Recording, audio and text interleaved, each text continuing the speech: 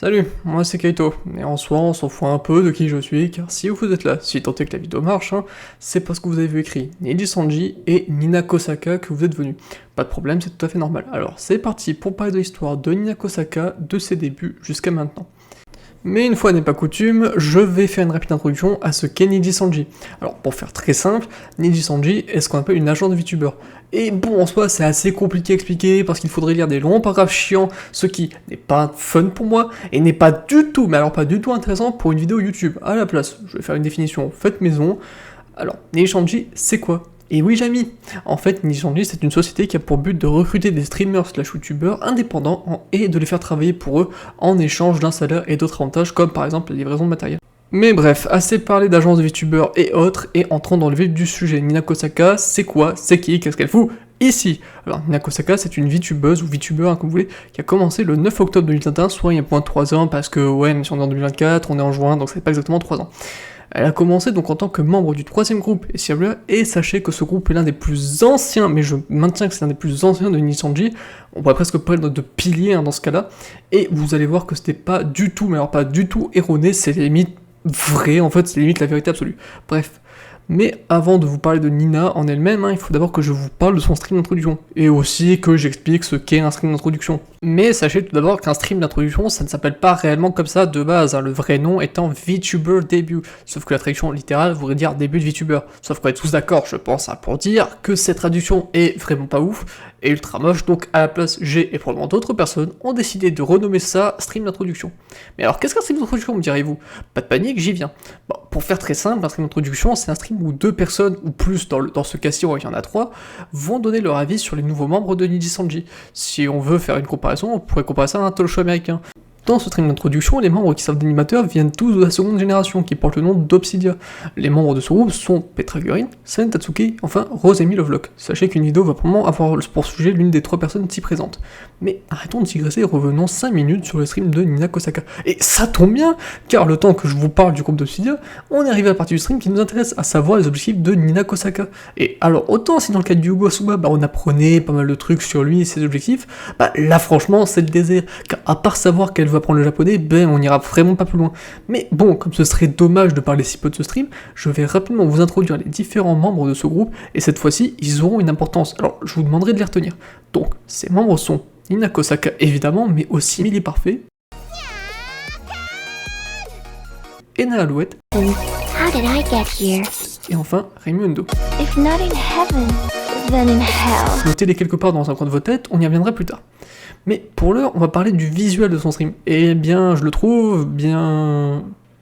Pas bien, voilà, tout simplement, il n'y a rien de plus à dire, non, franchement, je trouve l'aspect visuel réussi, et je tiens à dire que cette transition me fait beaucoup rire. Mais avant de parler de plus en détail de son contenu, il faut d'abord que je vous parle d'un élément important qui sera utile pour tout ce qui va porter par la suite, qui est les sons de lancement. Alors ça s'appelle pas comme ça, en réalité ça s'appelle le debut music vidéo, un truc dans le genre, on s'en fout, on va juste appeler ça son de lancement.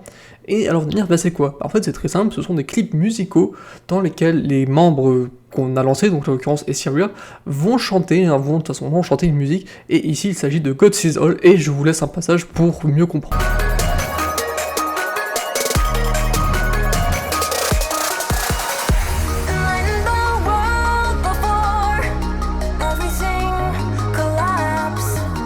Mais bon, même si on apprend rien durant son premier stream d'introduction, sachez qu'il y en a un deuxième de 1, et que de 2, ce stream nous apprend déjà un peu plus sur le type de contenu que Nina Kosaka compte faire, qui est, je vous le donne en mille, des tutos beauté.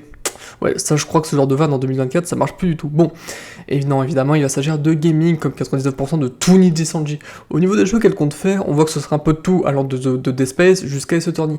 Mais aussi des contenus dits Just Talking ou des watch-along. Pour ceux qui ne connaissent pas ce que c'est assez simple à expliquer. Dans les deux cas, il s'agit de stream où le streamer va juste parler avec son chat à propos de sujets divers, sauf que dans le cas du watch-along, le streamer va regarder une série ou un animé. Ici, dans le cas de Nina, il va s'agir de JoJo's Bizarre Adventure. Mais bon, là vous devez sûrement trouver que je ne parle pas assez de ces streams gaming, et vous avez raison, mais si j'en parle pas, c'est pour une bonne raison, et cette raison c'est la suivante, c'est pas ce qui nous intéressait à la place, donc on va parler de son contenu de chatting, et notamment de son émission phare nommée Morning with the Fox Mom. Mais, on va d'abord parler d'un truc, ou plutôt de plusieurs, à commencer par le fait qu'un stream sur 3 ou 4 va être en collaboration avec un autre membre de Neji Sanji. Et là vous allez me dire, mais oui, mais ils sont dans une agence, c'est normal qu'ils fassent beaucoup de collaborations. Et déjà, bah oui, vous avez raison, hein, mais surtout que même après le début de sa carrière, elle va continuer à en faire avec la même régularité, si c'était plus, notamment via l'élargissement de Niji Sanji avec l'arrivée du 4ème, puis 5ème et enfin 6ème groupe. Mais bon, avec tout ce que je suis en train de vous dire, hein, vous posez sûrement la question du « et alors ?» Ok, elle fait beaucoup de collaborations, et alors, il y a un problème à ça? Eh bien, sachez que non, ou du moins pas à mon avis. Mais là où je voudrais attirer votre attention, c'est à partir de quand ce nombre de collaborations a vraiment commencé. Et là, certains vont me répondre, bah depuis le début, Sherlock. Mais en vérité, si on regarde les vues après la date du 24 mars 2022, on constate que ces streams font un peu plus de vues, mais c'est surtout dans le cas de ces streams collab où on voit une forte augmentation de vues passer cette date. Et pourquoi me diriez-vous? Eh bien, tout simplement car le 24 mars 2022 est arrivé ce stream. I thought your TBD and I Sleep was super not sus. Apparently not. I think it's because it lined up with Vox a little bit too well. Un stream en appartenance tout ce qu'il y a de plus classique, hein, à un détail près, Nina était en ce moment même avec la 4ème génération. Et si vous avez regardé mes vidéos sur Yugo Suma, dont je doute par ailleurs, vous savez que j'ai fait mention, mais ici c'est un peu plus compliqué de juste en faire mention de cette 4ème génération. Mais je vais quand même le faire en vous disant juste une chose, sachez que ce groupe est à la fois l'origine du succès de Niji Sanji et de sa descente aux enfers. Et bref, sachez que 4 mois après ce stream, soit le 28 juillet 2022, son concept dont j'ai parlé, à savoir Morning with Fox Mom, et dont son premier invité n'est nul autre que Luka Kaneshiro, à savoir, je vous le donne en mille, un membre du 4ème groupe de Niji Sanji. Et on peut voir qu'au niveau du nombre de vues sur cette vidéo, eh ben c'est bien, hein, mais bon, on remarque aussi que le précédent stream a fait presque 2 fois son nombre de vues. Mais alors, pourquoi je vous parle tant de ces streams-ci alors? Eh bien car ce sont ces streams, ainsi que la notoriété que Nina a gagnée au fur et à mesure des années dans Niji Sanji, et aussi dans le cœur des fans, pour des raisons qui sont subjective, bref, qui lui a valu sa réputation de Fox Mom, qu'on pourrait traduire par Maman Renard, mais dont je préfère la traduction de Maman Poule. Mais alors, pourquoi je vous parle de cette notoriété? Ben, pour faire comprendre que Nina dans Niji Sanji Yen, c'est un monument, que dis-je, un cap, une péninsule. Non, en réalité, c'est une montagne de notoriété. Et même si certes, ces streams ne font pas beaucoup de vues, force est de constater que la réputation qu'elle a bâtie au fur et à mesure du temps l'a fait se tenir aux côtés d'autres personnes qui pourtant font bien plus de vues qu'elle. Et pour en rajouter une couche, on constate aussi que 4 mois après la diffusion de son premier stream de Morning with Fox Mom, on constate la sortie non pas d'un, mais de 2 clips. L'un étant une musique originale s'intitulant You May Not Dead End, et l'autre étant une cover de God Sees All par Nina ainsi que par Ike le même Ike qui, souvenez-vous, était aussi là pour le stream d'introduction de Noctix. Mais revenons sur ces 2 clips qu'on va rapidement analyser car ce n'est pas le plus intéressant malheureusement. Donc dans le premier clip, soit You May Not Dead End, on constate un mélange d'anglais et de japonais dans les paroles.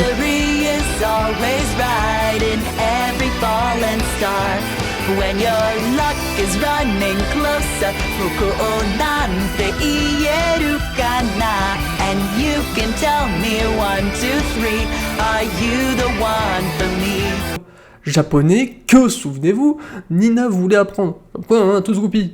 Mais bref, un rapide point subjectivité sur cette musique. Et il n'y aura aucun timecode pour passer mon avis. Et si votre cuistre remet un timecode, je vais lui défoncer ça. Comment ça, il a mis un timecode? Oh, putain, là, je vais te choper. Donc, mon avis sur ce clip, ben je suis pas hyper fan, mais je trouve l'instrumental de très bonne facture, même si les paroles et le rythme global ne sont pas spécialement à mon goût.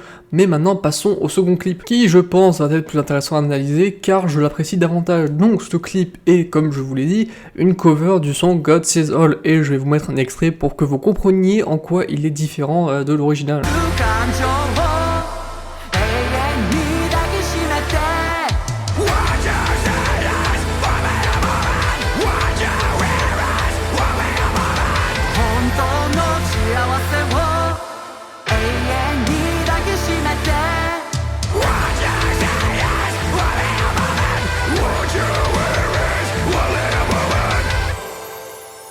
Comme vous pouvez le constater, il est très différent de l'original, car à part les paroles, le rythme et l'instrumental sont complètement différents. Et personnellement, hein, je vais vous le dire, je préfère cette version à l'original, bien que l'original soit excellente. Mais revenons sur le fait que quasiment tout dans la musique a été changé.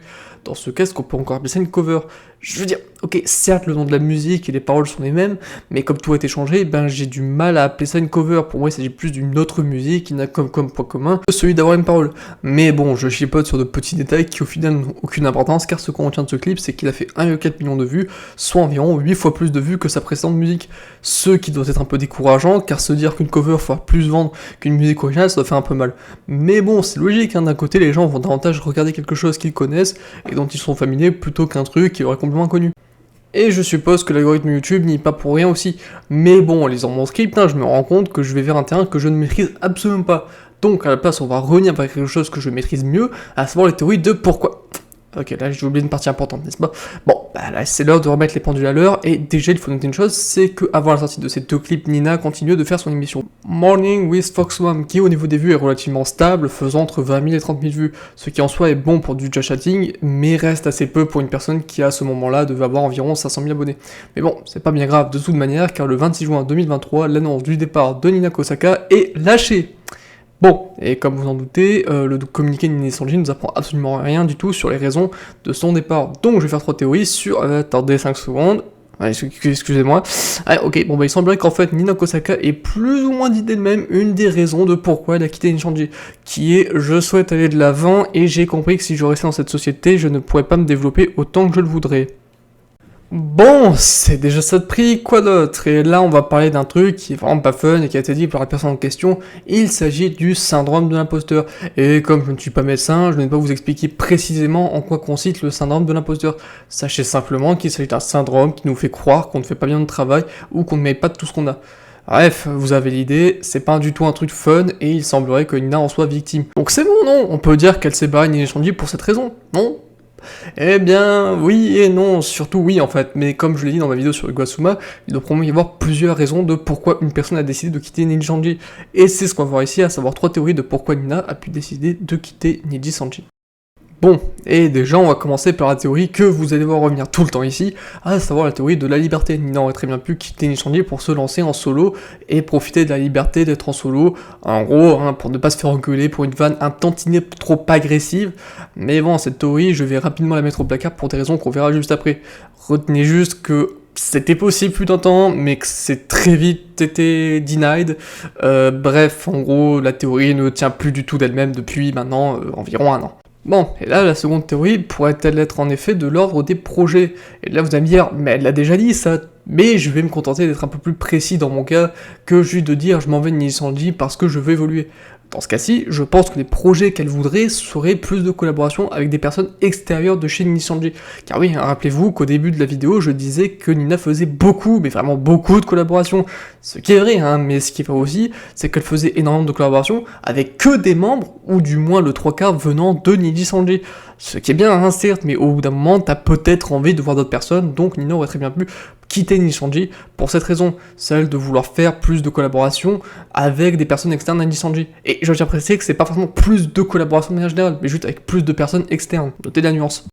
Et enfin, la troisième théorie pourrait être de faire du contenu IRL, c'est-à-dire un type de contenu où on la verrait, Nina Kosaka donc, sans son avatar. En gros, faire une sorte de face reveal, ça pourrait être possible au vu de ses contenus de Just Chatting ou de son IRL collab avec les membres du 4ème groupe.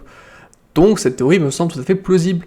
Et comme le monde est bien fait, on peut fusionner cette théorie avec la précédente, car oui, Nina pourrait vouloir faire du contenu IRL avec d'autres personnes de Niji Sanji, sauf que l'agence n'aurait pas accepté, donc elle se serait barrée pour pouvoir faire son contenu, ce qui se tient moyennement dit comme ça, c'est vrai, mais vous verrez que d'ici quelques minutes, c'est bien plus crédible. Mais bon, avant de vous parler de pourquoi cette théorie est crédible ou autre, je vais faire un rapide point de ce qui s'est passé après le départ de Nina, car souvenez-vous, elle était considérée comme un pilier au sein de Niji Sanji, ou plutôt comme la figure maternelle de Niji Sanji.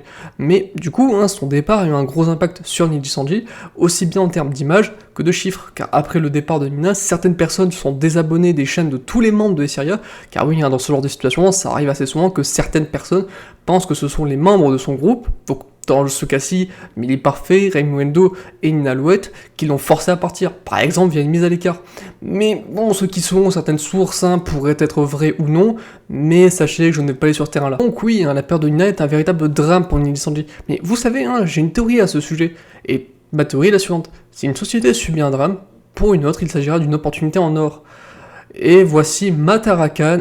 Matara will matane. Bye bye. Et là, vous devez vous demander, t'es sûr que tu nous parles toujours de Nina, là? Eh bien oui, je vais vous le prouver, du moins avec le peu de preuves dont je dispose, à commencer par la voix. There's a lot of games that I've been wanting to play for the first time. Some I want to replay. Okay, wait. You use a pager in Yakuza? I have to take out the question. Comme vous pouvez le constater, c'est presque la même. Et je vois d'ici les commentaires arriver là en mode « Oui, mais si c'était elle, pourquoi elle n'aurait pas rejoint VShojo directement après son départ de Nissanji ?» Et bien déjà car je suppose qu'il a toute une procédure à respecter pour rejoindre une autre agence du type de VShojo, on parle quand même de l'un des 3 leaders sur le terrain du V-subbing, et aussi car je suppose qu'il existe une clause dans le contrat des streamers de Niji Sanji qui les interdisent de rejoindre une société durant X temps après leur départ. Mais bon, pour ça j'ai aucune preuve, donc je ne fais que supposer, hein. Mais bon, en même temps, si je suppose pas, on n'avance pas. Mais revenons 5 minutes sur Matara. En effet, Matara a commencé le 13 octobre 2023 avec comme vidéo un reveal de ses griffes. Ouais, non, VShojo, il n'y a pas à dire, ils vont loin dans leur délire. Mais en réalité, il existe une autre vidéo publiée sur la chaîne YouTube de VShojo. Il s'agit d'un court-métrage d'1 minute et de 32 secondes, et à ce niveau-là, j'aurais tendance à appeler ça un micro-métrage. Mais bref, ce micro-métrage nous montre vaguement Matara-kan à la toute fin de la vidéo. Mais bref, on a aussi un signe d'introduction qui, là, pour le coup, ne nous apprend rien. Mais juste ce passage en mode téléachat me fait beaucoup rire. Level of excellence, it would normally go for $3,000 probably. This is the same price. Well, how could a banana even cost 5 bananas? Really, it's a... Mais bref, du coup, le stream de lancement ne nous apprend rien du tout. Mais bon, c'est pas très grave, car dans ce gars, il suffit de regarder le type de contenu que Matara fait. Et on peut remarquer une chose, c'est que Matara, comme une certaine Nina, aime bien faire des collaborations. Quasiment tous ses streams sont avec un ou plusieurs autres personnes. Encore un point qui rapproche donc Nina de Matara. Mais bon, comme on l'a dit plus tôt, Matara, tout comme Nina, est dans une agence, donc c'est normal qu'elle fasse beaucoup de collaborations. Mais bon, dans Nissanji, on était à un stream sur 3 ou 4, et là c'est quasiment à chaque stream. On voit qu'il y a une collaboration. On dirait vraiment qu'elle a pris note sur la France entre 39 et 45. Ouais, là pour le coup je suis pas sûr pour celle-là. Mais bref, ce qu'on peut dire, c'est que Nina et Matara ont beaucoup de points similaires, et je dirais que comme Batman et Bruce Wayne, on les a jamais vus dans la même pièce. Bon, là faut peut-être que je me calme sur les vannes. Mais alors, où je veux en venir précisément en vous disant tout ça? Déjà pour faire comprendre que Matara est très probablement Nina. Mais bon, ça à force, vous devez l'avoir pigé. Et surtout, vous parlez du gros sujet à la fois chez les VTubers et dans cette vidéo, il s'agit de son face reveal. En effet, le 1er janvier de cette année, Matara a décidé de montrer une photo d'elle, et non, elle n'était pas à poil, bande de gros dégueulasses. Une photo d'elle, donc, ce qui est considéré comme un face reveal. Et même si en effet, on peut se poser des questions, telles que, est-ce que c'est une photo faite par IA, ou encore, est-ce que c'est une photo photoshopée? J'ai envie de dire qu'on s'en fiche un peu, car peu importe si c'est vrai ou non, il s'agit là d'un pas immense pour toute la sphère VTuber, dont les face reveals n'ont jamais été faites par des personnes ayant plus de 100 000 abonnés. Et là, je suis sûr que vous allez me utiliser un tas de contre-exemples, mais j'ai la flemme de chercher. Et attention, je vous vois venir, ne me parlez pas de Kizuna Ai, car elle, c'est un cas tellement spécifique qu'il vaudrait en faire une vidéo entière pour en parler. Et comment ça, quelqu'un l'a déjà fait? Bon, merde. Mais bref, la grande particularité de ce face reveal, c'est qu'il a été plutôt bien pris par la communauté à la fois de Matara, mais aussi des VTubers. Enfin bon, après, on a toujours qui disent qu'en faisant ça, la streameuse a détruit le personnage. Et personnellement, je suis pas forcément d'accord. Je veux dire, oui, le fait qu'on sache qui est derrière l'avatar fait qu'on peut plus s'identifier à l'avatar aussi facilement. Mais d'un autre côté, vous avez vraiment envie de vous identifier à un insecte? Non, parce que je veux dire, ok, s'identifier à, je sais pas, un robot ou un Nemo gothique, ok, ça passe, mais bon, là, un insecte, les mecs, faut peut-être pas trop abuser. Mais bon, tout ça pour dire que visiblement, Matara se sent mieux que jamais dans VShojo. Et perso, c'est tout ce qu'on peut lui souhaiter. En tout cas, moi, c'est tout ce que je lui souhaite. Je souhaite qu'elle continue à faire autant de collaborations, ça l'amuse, ou encore de faire des streams IRL. Car même si je ne suis pas le plus grand fan de Nina ou de Matara, je ne peux être qu'admiratif des projets qu'elle entreprend, ou qu'elle a entrepris. Que ce soit dans Niji Sanji avec les collaborations IRL, ou encore chez VShojo, notamment avec le tournoi où 4 VTubers affrontera 4 YouTubers, et oui, je sais qu'on dit FlashTuber, mais allez vous faire, jamais j'utiliserai ce terme. Mais bon, avec tout ça, j'espère sincèrement que sa carrière chez VShojo se passera mieux que chez Niji Sanji, ou du moins aussi bien, et que si jamais elle part de cette agence, on aura des vraies raisons et pas seulement un communiqué vague dans lequel rien n'est dit. Mais bon, c'est une agence, et comme chaque agence, elle doit avoir ses petits secrets, n'est-ce pas? Bon, merci d'avoir regardé la vidéo, félicitations d'avoir tenu jusqu'ici, vous avez soit vraiment rien d'autre à foutre, soit vous avez mis cette vidéo en arrière-plan. Bon, quoi qu'il en soit, merci beaucoup d'avoir regardé cette vidéo, beaucoup trop longue pour ce qu'elle vaut d'ailleurs, ou alors pas assez, j'en sais rien à vrai dire. Bon, en tout cas, cette vidéo était beaucoup plus simple que celle sur Uguasuma, juste pour le fait d'avoir des streams accessibles facilement, oh Dieu merci. Enfin, en tout cas, c'était Kaito, et à vous les studios.